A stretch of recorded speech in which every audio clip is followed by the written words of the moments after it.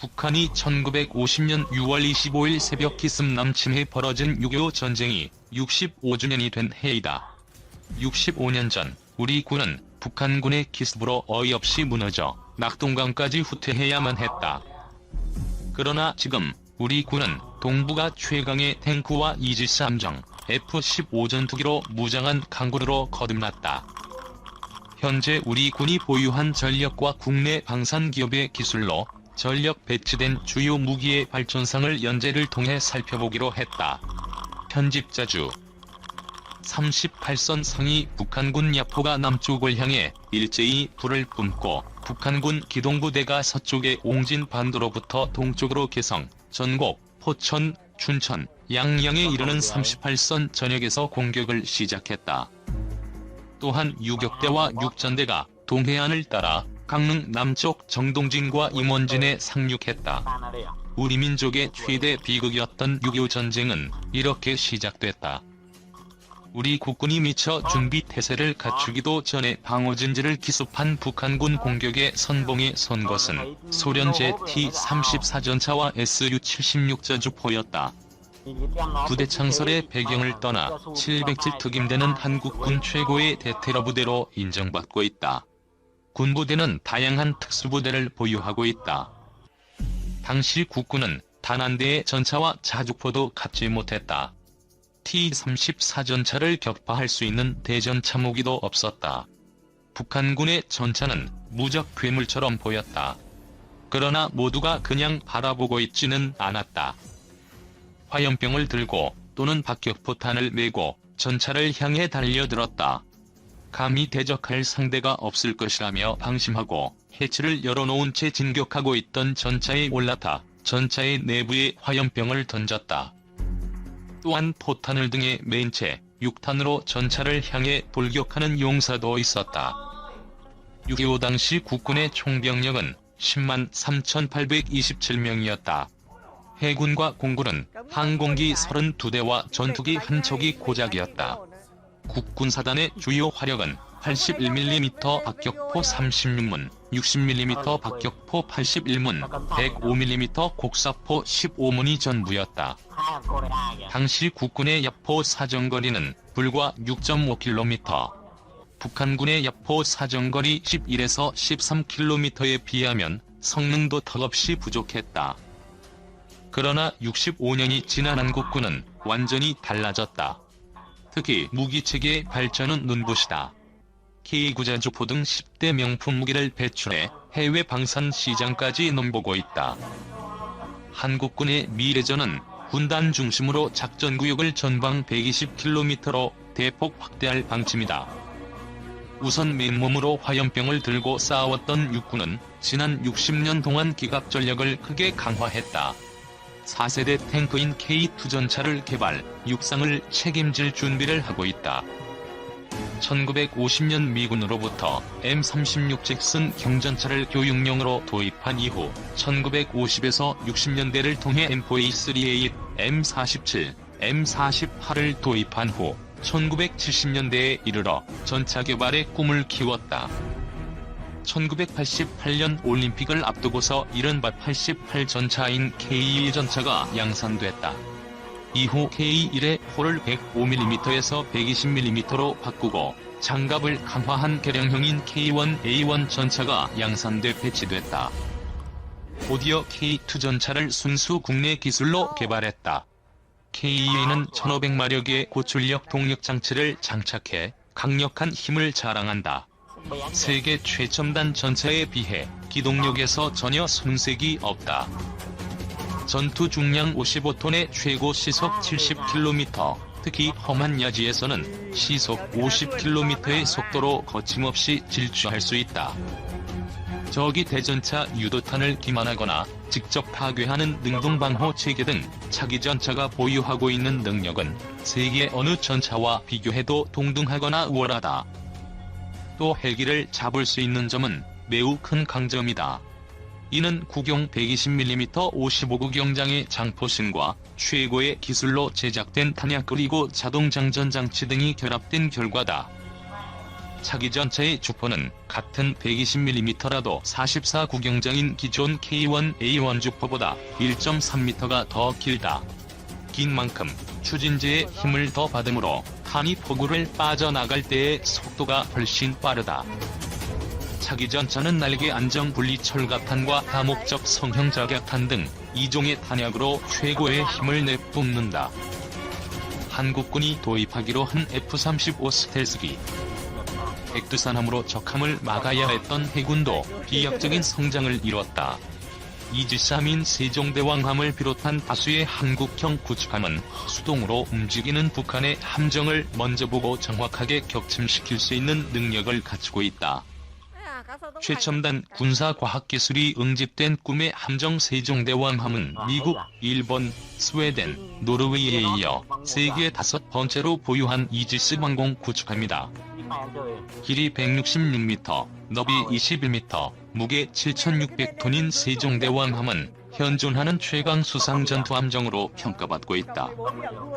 세종대왕함은 우리 함정으로는 최초로 약 1000km밖에 탄도 유도탄을 탐지해 사정거리 내에 들어오면 요격할 수 있으며 1000여 개의 각종 공중 표적을 동시 탐지, 추적할 수 있을 뿐 아니라 20여 개의 표적을 동시에 공격할 수 있는 뛰어난 방어 및 대응 능력을 보유하고 있다.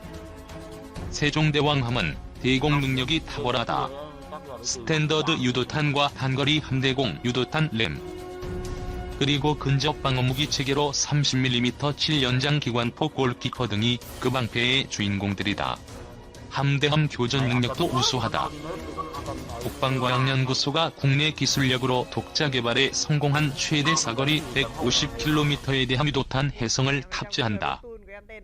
발사 후 수동 조작이 필요 없는 발사 방식의 순항유도탄으로 해면 위를 스치듯이 비행해 적의 탐지를 회피할 수 있으며 해면 밀착 공격, 지정고도 공격, 하법 공격 등 다양한 공격 방법을 보유하고 있다.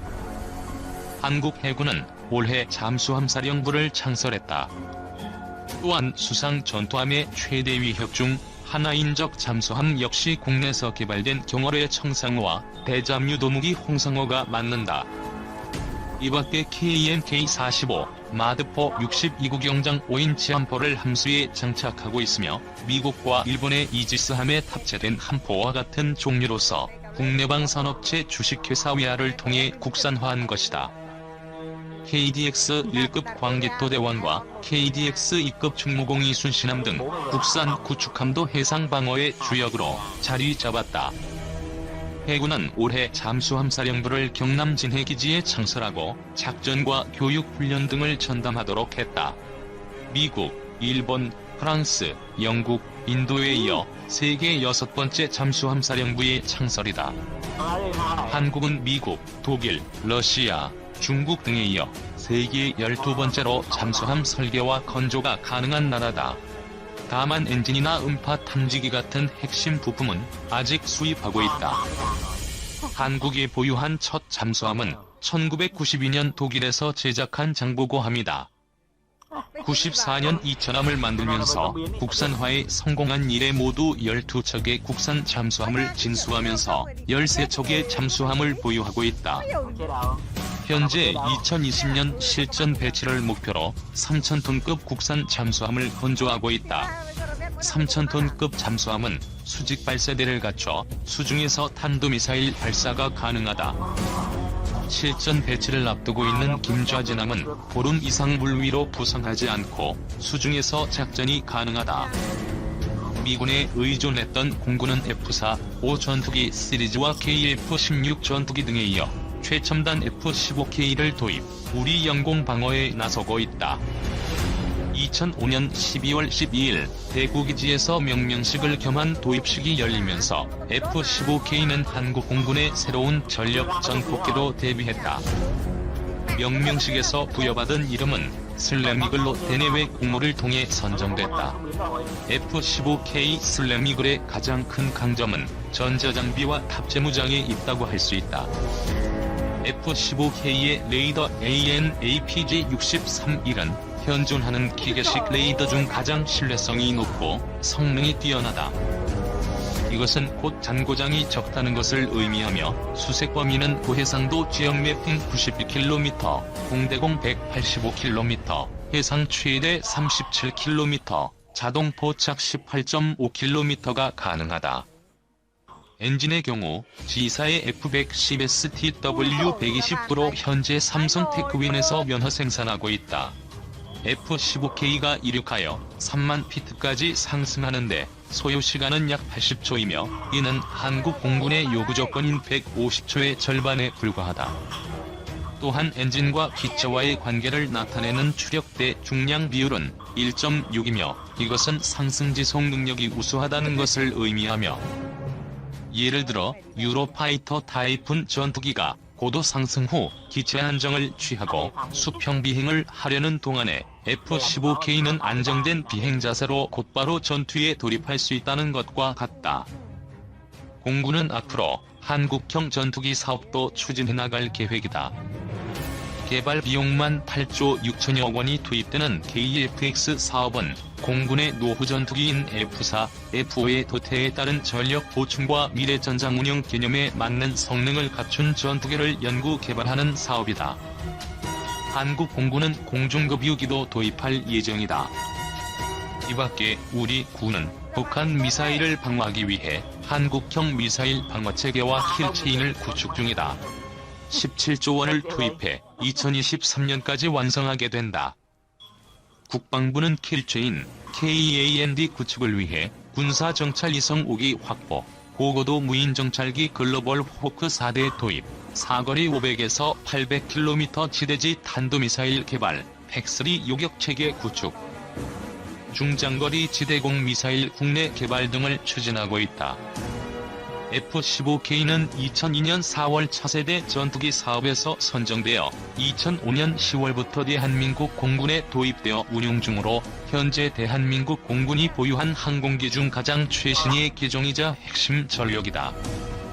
FX 사업 당시 라팔이나 수호와 같은 최신 기종이 아닌 1970년대 개발된 F-15라는 구식 기종을 도입하는 것이 아니냐는 논란이 있었다. 1970년대 개발된 F-15A는 소련의 미그-25에 대항하기 위해 만들어진 전투기로 적기에 의해 격추된 적이 없다는 괴물이었다. 그 이후로 F-15B, C, D, 등 수차례의 개량 사업을 거쳐 그 성능을 업그레이드 시켜왔다. 현재 한국 공군이 60대를 도입하여 운용 중인 F-15K는 미국이 운용 중인 F-15의 업그레이드 버전으로 동북아 지역에서 최강의 위치를 고수하고 있는 기종이다. F-15 항공기는 40여 년간 전 세계에서 실전 임무에 투입되어 우수한 작전 성능과 생존 능력을 인정받은 항공기임에 틀림없다. F-15K의 재원을 간단히 살펴보더라도 한반도를 포함한 동북아 전역에서의 작전 능력을 보유한 항공기임을 알 수 있다. 그리고 F-15K는 AIM-9X, AIM-120, M남 등 공대공 미사일 외에 장거리 공대지 미사일인 슬래머, 정밀 폭격이 가능한 유도 폭탄 JDAM 등을 장착할 수 있도록 전투력을 높이고 레이더 성능을 개선하였다. 사실 슬래머의 탑재 능력을 보유하면서 슬램 이걸이라는 별칭을 붙이게 되었다는 후문이 있다. 국방과학연구소 50년 괴물 미사일 AESA 레이더 개발, 나라 지키는 연구소, 과학기술로 승부하는 세계 인류 국방과학연구소, 한국군 신무기 개발의 산실로 평가받는 국방과학연구소가 대외적으로 내세운 캐치프레이즈다. 1970년 자주국방의 조석을 기치로 창설된 ADD는 8월로 50주년을 맞는다. 소총 한자로 만들 수 없었던 국방과학기술 불모지에서 K9 자주포, 해성, 현무, 천궁, 현궁, 비궁, 청상어와 홍상어, KT-1 기본 훈련기 등을 만들어냈다. 현재는 전략, 비익 무기 개발에 집중하고 있다. 현무 계열 등 전략 무기와 사이버전 분야 등 외부에 알리지 않고 개발 중인 비익 무기, 경제성이 떨어져 민간에서 개발하지 않는 비익 무기 등의 연구 개발에 주력하고 있다. 최근 퇴직 연구원들에 의한 기밀 유출과 ADD 봉청 보안 체계 허술로 지탄을 받았던 ADD가 탄두 중량 2톤의 괴물 미사일 현무-4 개발에 성공하고 한국형 전투기 시제기에 탑재할 다기능 이상 배열 레이더를 만들어 4달 출고식을 한다. ADD 500km 이상 현무계열 탄도미사일 시험 발사 장면 국방부 제공. 사거리 800km 탄두 중량 2톤 현무-4 성공 벙커버스터 2에서 3배 파괴력. ADD는 3년 전부터 현무-4 개발에 착수했다. 2017년 문재인 대통령과 도널드 트럼프 미국 대통령의 정상회담으로 2017 개정 미사일 지침이 채택되면서 개발에 들어갔다. 개정 미사일 지침은 한국의 미사일 탄두 중량 제한을 완전히 해제하는 내용이다. 6.25 전쟁이 발발한 지 25일로 꼭 60년을 맞는다. 당시 전차 한 대 없이 거의 맨손으로 공산군과 대적했던 국군은 이제 세계 12위권의 경제력을 바탕으로 최첨단 무기체계를 갖춘 최정예 강군으로 우뚝 섰다. 초라했던 국군이 6.25 전쟁과 휴전 뒤에도 계속된 북한의 도발 등 온갖 역경과 시련을 이겨내고 정예 68만 대군으로 성장한 것이다. 국방백서에 따르면 2005년 10월 기준 한국의 연간 국방비 지출은 157억 달러로 미국, 영국, 일본, 독일, 중국, 러시아에 이어 세계 9위 수준이다. 6월 25일 당시 16개국으로부터 전투병력을 지원받았으나 이제 전 세계 14개국 18개 지역에 1057명을 파병하는 파병국가로 발돋움했다. 정부는 경제 발전이 일정 궤도에 오른 1970년에 국방과학연구소를 창설해 소총, 기관총, 3.5인치 로켓 발사기, 박격포, 지뢰, 무전기 등 핵심 군사장비의 국산화에 나섰다. 2000년대 들어 우리 군은 첨단 무기를 속속 들여왔다. 2005년 도입된 F-15K 전투기는 기존 F-16 기종의 2배에 가까운 1800km 이상의 전투 반경을 소화하며 수도권의 최대 위협인 북한군의 장사정포가 숨어있는 동굴진지를 무력화할 수 있는 정밀유도 폭탄을 갖췄다.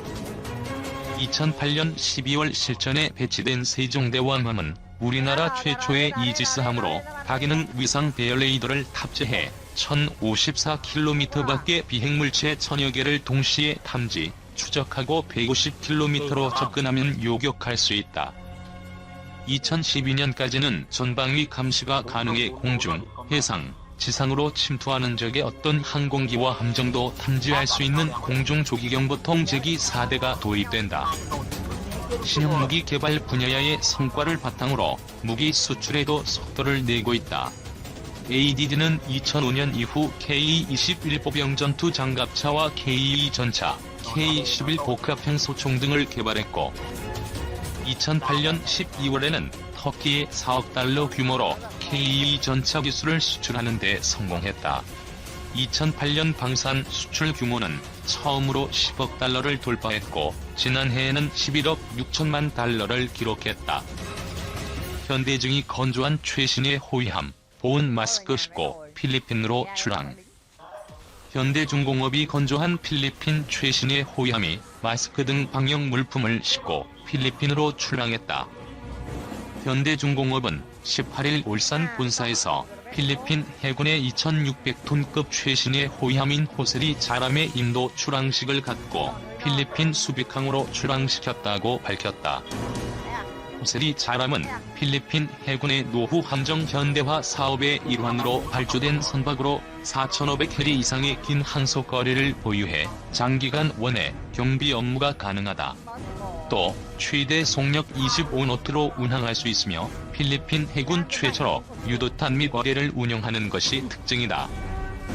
이 함정은 전 세계적으로 인력 및 물자의 이동이 극히 제한되면서 인도 연기가 우려됐으나 당초 인도 예정 시기인 9월보다 4개월이나 일찍 인도됐다.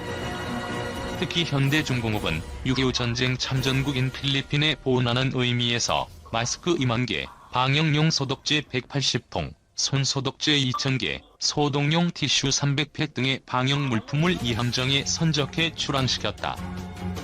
현대중공업은 최초의 이지스함인 세종대왕함, 차세대 호위함인 인천함 등 81척의 전투함과 잠수함을 설계 및 건조한 바 있으며 현재는 대형 수송함 개념 설계에 역량을 집중하는 한편 한국형 자기구축함 사업 준비에도 박차를 가하고 있다. 무적의 방패 뜻 전쟁 억지력 업그레이드. 25일 울산 현대중공업에서 한국형 이지스 구축함 1번 함인 세종대왕함 진수식을 가짐으로써 우리 해군은 대양해군 건설을 위한 본격적인 첫발을 내딛게 됐다. 꿈의 구축함 이지스함 보유는 대양해군 건설을 위한 해군의 오랜 수건이었다. 그러나 이번 진수식은 첫 걸음마에 불과하다. 우리 해군은 2012년까지 3척의 이지스함 건조를 목표로 하고 있지만 일본은 현재 보유한 5척의 이지스함에 이어 3척을 추가 건조 중이며 중국도 이지스함 4척을 자체 기술로 개발 중이다. 일본이 세계 최강 전투기 F-22 레터 100대 구입을 추진, 동북아 제공권을 둘러싼 힘겨루기가 지열한 가운데 신이 방패로 불리는 최신형 이지스함의 등장이 동북아 해공군 군사력에 어떤 변화를 가져올지 자주국방 네트워크 신인균 사무처장의 도움말로 알아본다. 1. 이지스함은 꿈의 함정이라는데 이지스란 무슨 뜻인가? 이지스의 어원은 그리스 신 제우스가 딸 아테나 여신에게 준 무적의 방패에서 유래됐다. 중앙에 메두사의 목이 달려있는 이 방패는 벼락에 맞아도 부서지지 않을 정도로 견고한 무엇이든 막을 수 있는 무기였다고 한다. 1969년 미 해군에서 이지스란 명칭의 신형 미사일 개발에 착수하면서 처음 사용된 이후 방어 능력이 뛰어난 전투체계를 이지스 전투체계라 부르게 됐다. 이후 미국 로키드 마틴사가 개발한 이지스 전투체계를 장착한 최신의 순양함 또는 구축함의 명칭으로 사용됐는데 1983년 취역한 순양함 티콘데로가함이 첫 번째다. 2. 이지스함의 보유가 한국군 전체에 가져올 변화는 어떤 것인가? 이지스함 출범으로 한국군 작전 개념이 바뀌게 되는 등 전쟁 억제력에 엄청난 역할을 하게 된다. 현재 남북 간에는 세계에서 유례를 찾기 힘들 정도로 지상에 조밀한 방공망이 구축돼 있다. 남북한 모두 이 방공망 때문에 유사시 육지로 기습 공격을 하는 것은 불가능에 가깝다. 결국 공격은 바다를 통한 우회 공격이 가능할 뿐이다. 이지스함이 동해와 서해를 지키고 있는 한 해상을 통한 북한군 공군의 공격은 어려워져 엄청난 전쟁 억제력을 발휘할 수 있다. 3. 한국 해군의 대양해군 시대가 열렸다고 하는데 세종대왕함의 작전 수행 능력은? 세종대왕함은 최대 1054km 떨어져 있는 항공기나 미사일을 찾아낼 수 있고 동시에 천여 개의 목표물을 추적할 수 있다. 북한군의 동향을 탐지할 수 있고 작전 반경이 멀리는 말라카 해협까지 확장된다. 보급 없이 출항, 그 상태로 30일 정도의 작전이 가능하다. 또 파고 14m의 큰 파도에 견딜 수 있고 경항공모함인 대형 수송함이나 항모의 호위 체계 역할도 기대할 수 있다. 최대 30노트의 속도를 낼 수 있으며 항속거리는 1만 km이다.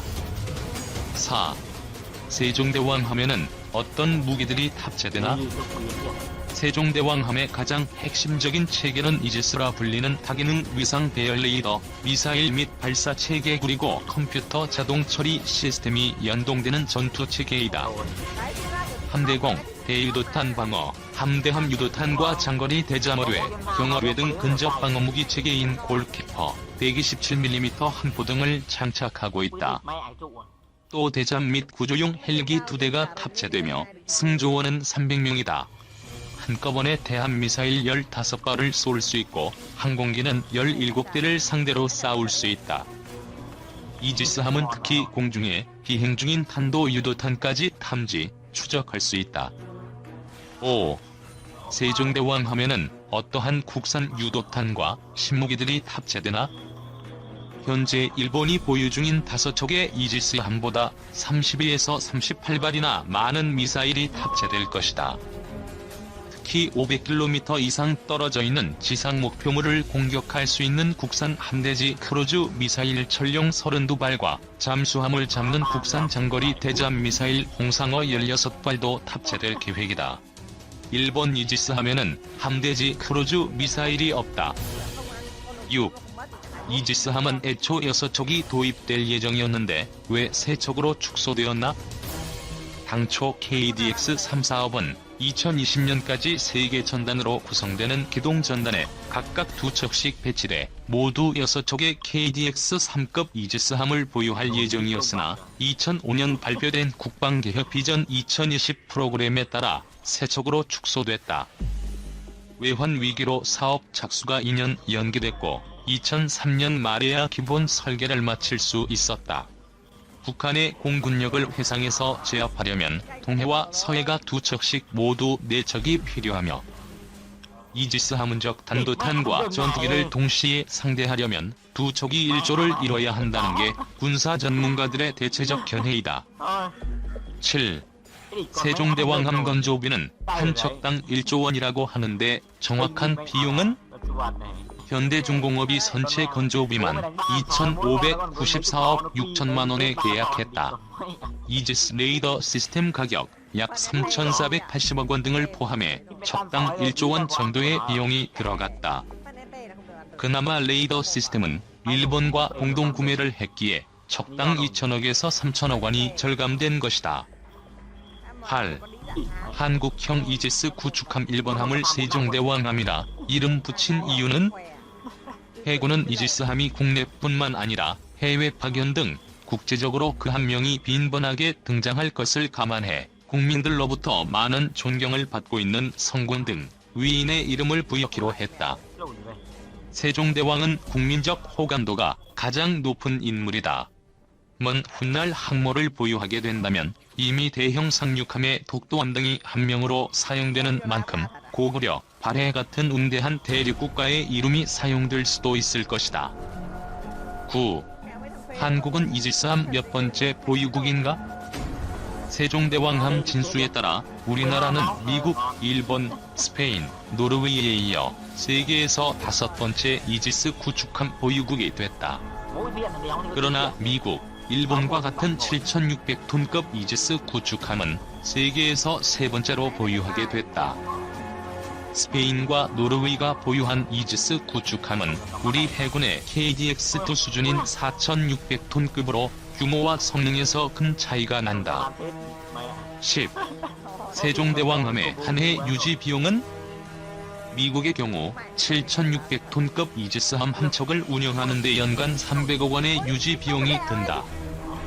세종대왕함 건조를 위한 연구 개발비를 대략 1,000억 원으로 계산할 때 우리 군이 연간 장비 유지 예산으로 개발비의 4%를 측정하는 관행을 감안하면 세종대왕함의 연간 유비 비용은 최소 40억 원을 웃돌 것으로 보인다. 이지스함 뛰어넘겠다. 한화 시스템 두뇌 구미 해양연구소 가보니 천둥 소리 같은 굉음을 내며 어뢰 3발이 표적을 향해 질주했다. 이내 탐지 센서상의 동그라미 표시가 사라졌다. 표적인 적잠수함이 격침됐다는 의미다. 침침한 형광등 아래 회색빛 실내가 순식간에 푸른 바다로 변한 것 같았다. 파도가 거세고 배는 빠르게 움직이는 중이었지만 적함을 격추하는 데 문제는 없었다. 해양 함정 전투 체계가 파도 물결과 같은 수많은 변수까지 고려해 어뢰 궤도를 계산했기 때문이다. 지난 3일 찾은 경북 구미시의 한화 시스템 구미 해양연구소 CMS 시험장에는 오락실 게임기기가 연상되는 콘솔이 가득했다. 대한민국 해군의 모든 함선에 들어가는 실제 전투체계 장비와 동일한 기기들이다. 기다란 콘솔의 세로로 이어진 두 화면에는 레이더와 전망경으로 본 함선 밖의 모습이 비치고 있었다. 디잠수함을 찾으려는 음파 소리가 공간을 가득 채웠다. KDX-1, 장보고 3등 우리나라 영해를 지키는 주역들이 이곳에 모여 있었다. 이날 찾은 구미 해양연구소는 소프트웨어 4팀과 하드웨어 1팀 등 5개 팀으로 구성된 240여 명이 근무하고 있다. 지난달 기준 국내 해양 무기체계 연구소 가운데서 가장 큰 규모다. 최근 한화 시스템은 한국형 자기 구축함 사업에 뛰어들었다. KDDX는 6,000톤급으로 기본 세종대왕급 이지스함보다 규모는 작지만 미사일 요격 등 이지스함의 기본 임무 수행이 가능해 미니 이지스함으로 불린다. 한화 시스템 구미 해양연구소는 감시 정찰 시스템, 지휘 통제 통신 시스템, 사격 통제 시스템, 항공전자, 해양 시스템, 신사업 등 인체로 치면 두뇌 및 신경계에 해당하는 제품을 개발하고 있다. 스텔스함의 핵심 통합 마스트 무인 수상정 함정 전투체계의 미래를 보다. 초록 테이프로 쌓인 콘솔들을 지나가면 영화 스타워즈 로봇 BB-8을 닮은 한국형 자기 구축함 통합 마스트가 나온다. 실물은 폭 10에서 11m, 높이는 16m 정도다. 선체의 갑판 가운데에 수직으로 세운 기둥을 뜻하는 마스트는 기존에는 위쪽에 안테나들이 주렁주렁 달려 적에게 탐지될 확률이 높고 유지 보수도 힘들었다. 통합 마스트는 이러한 단점 극복을 위해 각종 안테나와 신호기 등을 하나로 합쳤다. 스텔스 함정의 핵심 기술로 대부분의 선진 해군이 통합 마스트를 사용한다. 한화 시스템은 지난 10여 년간 연구 끝에 다기능 이상 배열 레이더, 적외선 탐지 추적 장비를 융합한 통합 복합 센서 마스트를 개발했다. 여기에 사면 고정형 100% 디지털 방식 능동 이상 배열 레이더를 적용해 차기 호위함 물산급 FFX 배치 3형으로 시험 중이다.